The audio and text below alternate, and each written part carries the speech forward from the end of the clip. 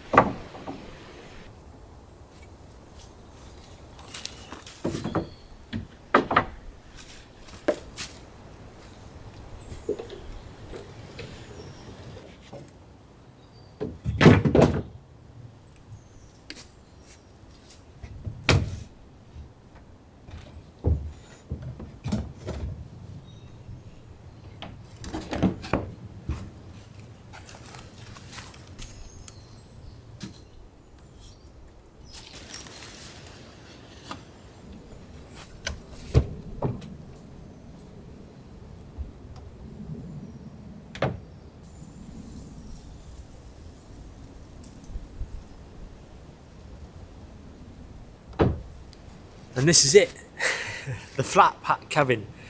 It was quite a fun project. It was actually a lot harder than I thought it would be, but I'm really pleased with the outcome. Unfortunately, I snapped a piece of acrylic getting out of the car, which was really frustrating. So before I do the overnight, which is in 2 nights' time, I will be cutting another piece of acrylic to fit that gap. I'm super pleased with how it's come out. It's actually quite a bit trickier than it looks, but I wanted it to be a simple construction. So it had to be 2 things. When I was designing this, there was 2 things it just had to be in my mind. And the first one was that it had to be transportable by hand on a wheelbarrow or a trolley or something like that. So I brought it just over 1 kilometre here into the woodlands with the wheelbarrow, and it worked fine. It's really muddy and it was really quite tricky actually, and the barrow did get bogged down, but I was able to move it with the wheelbarrow. So that was one thing. And the second thing, which is the kind of theme of the whole video, is that it had to be flat packed. Everything that went on the cabin had to be able to stack on top of each other. There's actually a third thing that I wanted it to be, and that is that when I came up to the woods, I wanted to be able to set it up with 0 power tools at all. There's loads of amazing little cabins and things out there that people do in the woods.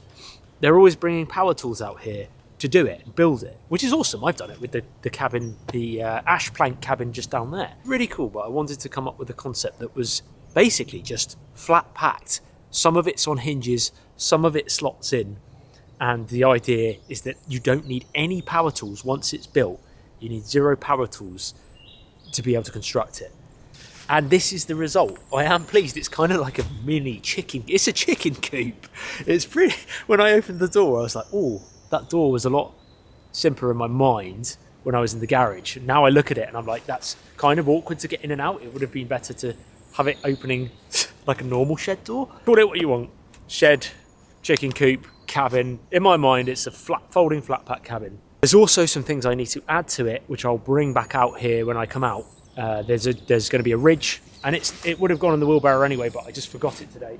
There's a ridge that's going to go, a cap that's going to go on the top. It's obviously, if it rains, it's going to go in. And obviously my camping gear, my backpack. So that's the cabin being set up in the woods. I actually documented the entire build process, which I'm going to play for you guys now so that you can see how I built this. So the main material that I decided to use for this flat pack cabin build was OSB. I chose OSB board because it was cheaper and lighter than plywood. The OSB came in a size of 2.4 metres by 1.2 metre sheets. It was an awkward size, but I had to go for that as the size below it would have been too small. So I laid down on the board and roughly marked an area that would be comfortable enough for me to lie down and still have some leg room and arm room to move about inside. I lined it up and began to cut out the base using a circular saw. I forgot to mention, I went for 11mm thick OSB board for the base and the sides of the cabin. Any thicker and it would have made it too heavy for the wheelbarrow. Any thinner and it would have been really flimsy. With the base cut out, now it was time to make the base frame. So for this, I used treated kiln-dried 95mm by 35mm lumber. This is roughly 3.4 inches by 1.7 inches. I guess the closest to this across the pond would be 4x2. I marked and cut these planks into the correct length that matches the base. Then I secured the planks together using some long screws. Using the same size lumber, I cut out 4 joists to give the base a solid foundation. I matched up the OSB on top and secured this to the joists with some screws. Now it was time to figure out how to make some folding legs. I had some offcuts of fence posts in my garden, and I thought these would make an ideal leg as they are treated and designed to be outside on the ground for long periods of time. I did a dry run first to check that they would pivot and fold down flat underneath the base. Then I used a 10mm drill bit to make a hole. I attached these to the base using some long bolts. With the first folding leg now attached, I levelled up and fitted the remaining folding legs. Once all of the legs were fitted, I noticed that although they could fold upwards, they could easily fall back inwards and the whole foundation would collapse. I couldn't just tighten the bolts up, as this would mean the legs would be really stiff and wouldn't fold at all. So I found some more offcuts and used these to wedge the legs open and keep them there. I flipped the base over and did an incredibly technical scientific test to see how sturdy the foundation was to be. Yep, that looks good to me. With the foundation complete, it was time to move on to the sides. I cut the OSB to match the length of the cabin and then made the height pretty much the same as the width of the base. This is so that when it folds down, it will fold down flat within the parameters of the base. To secure the sides to the base, I decided to use a pair of 75mm butt hinges. I marked out the holes and secured them to the base. I used larger screws than the ones supplied with the hinges, as the base was over 95mm thick. However, to secure the sidewall to the hinges, I was limited to the 11mm thickness of the OSB. So I had to use smaller screws for this part. At this point, the site supervisor, aka my wife, decided to come out and give me some important feedback on my creation. Yeah, it already looks wonky, I'm not going to lie. What do you mean? The posts, they just look different heights. Yeah, that's all right. All right. After the positive feedback, I decided to crack on, and before long I had a solid base and one folding side. Woohoo! This next part had really maxed out the capacity of my brain power. It was getting towards the end of the day. I had already spent a few hours before building going around the DIY store getting all of the resources. Looking back at this footage now, I'm not actually sure why I added this piece of wood to the side of the base. Somehow I felt I needed to have it there so that it created an area for the hinges of the next side to be attached to. Otherwise, the side opposite wouldn't be able to fold up and the hinges would be restricted. I'm sure there's an easier way of doing this, but either way, I decided to go along with it. I secured this side to the exact same fashion as the opposite side, and now I had 2 folding sides. I then cut up a number of small pieces of 25 by 28mm lumber. These were each about 10 centimeters long. I drilled 2 holes roughly at each end of the wood and began attaching these to the end of the cabin floor. I left a gap in each one that was roughly the same width as the pieces of wood. I tested this out by moving the piece of wood in between the uprights. If it was too tight, chances are that when it rains, the wood will expand and the sides of the cabin won't slot in place. So I did the exact same thing to the opposite side. I finished it off by putting in a horizontal piece of wood to create a hole for the side supports to slot into, and so ended day 1 of the build. The weather forecast on day 2 wasn't good, so I had to take the project into the garage to finish it off. I cut 2 pieces of the 11mm OSB for the gable ends of the cabin. I decided that I wanted to have it as a pitched roof, so I found the middle point and marked out an apex for the roof. I then cut these to shape and laid them flat against the base of the cabin. Next, I measured out the area where the vertical supports were going to go. Then I made sure the vertical uprights were level and secured these in with 4 screws. I did a test fit and it seemed to work well, so I did the same to the other side. Now I had all 4 sides of the cabin built, I needed to find a way to secure them together. So I opted to use a small wire hasp and staple. They are really cheap and a simple solution to stop the sides from falling over. I fitted these to all 4 corners of the cabin. With the sides finished, it was onto the roof. I marked out a small rectangle the same diameter as the 28 by 38mm lumber. Using a jigsaw, I cut out the rectangle so that the lumber could slot in there. The first cut was to be for the ridgepole. I cut 2 more slots on each side of the apex, which would add more support for the roof and prevent it from sagging too much if it gets wet. I grabbed some more butt hinges and secured these to the ridge. The next part was arguably the hardest part of the whole project, mainly because I opted to try and make an entire roof side from an acrylic sheet. Looking back at it now, I definitely would have done this part differently, but as they say, hindsight is a wonderful thing. So I marked out where the hinges would go and then made some holes in the acrylic.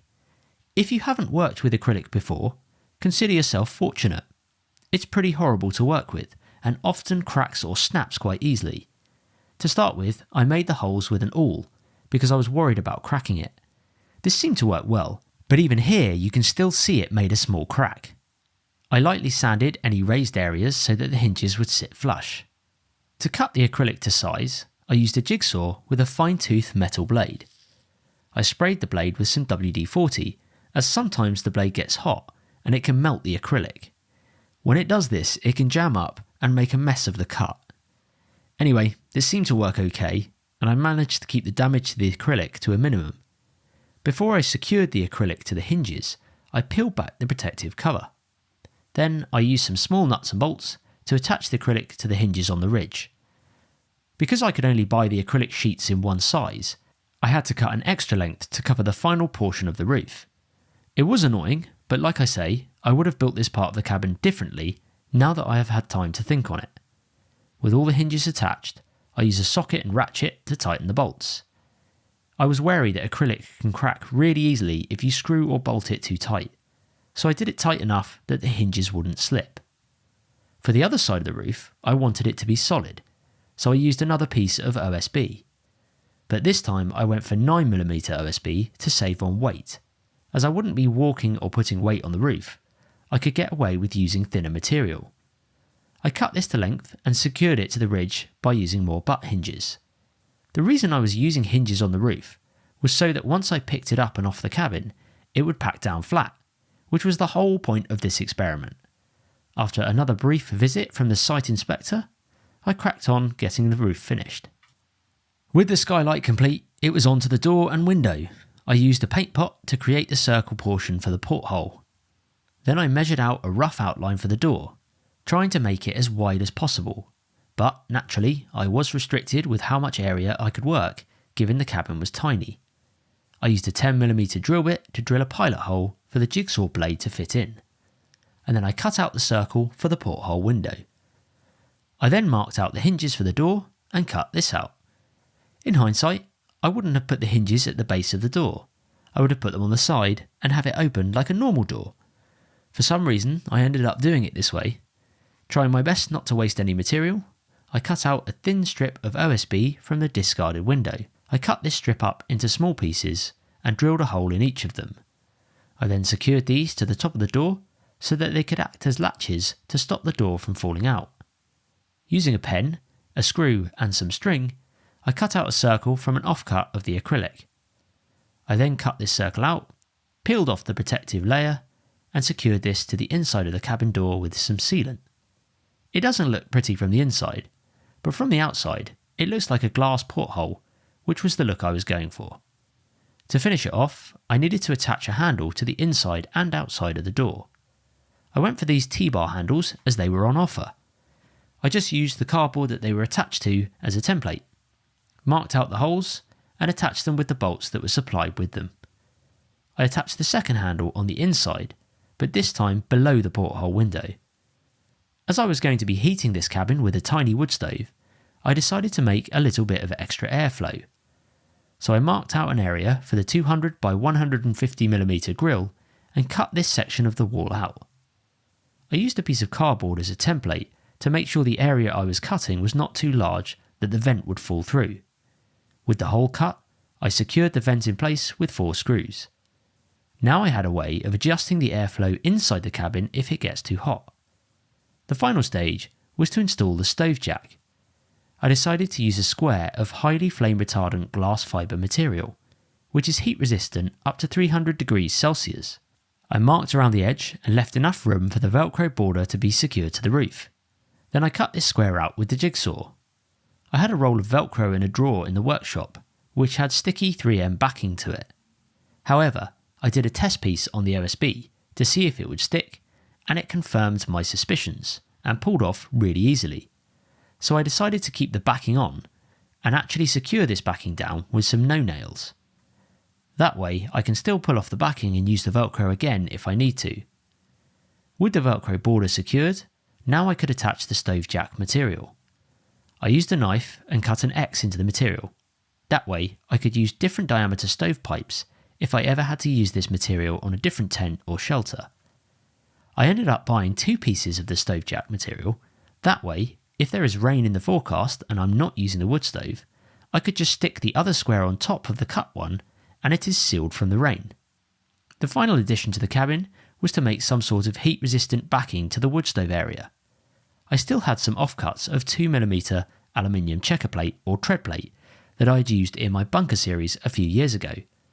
I cut this up and drilled some holes into it. I then secured this to the inside far corner of the cabin, as this was the area that the wood stove would sit in, and so the area that needs the most protection. As for the base of the stove, I have something else for that which you will see in a future video. And that is it. That is how I built my folding flat pack cabin that can be transported on a wheelbarrow. It's simple, but it works. I really wanted the whole thing to be on hinges, the sides to do that, and the long sides, and then the short sides, the gable ends to do that. But trying to figure that out with hinges and having to raise them up, my brain doesn't work like that. I really struggle with the hinges.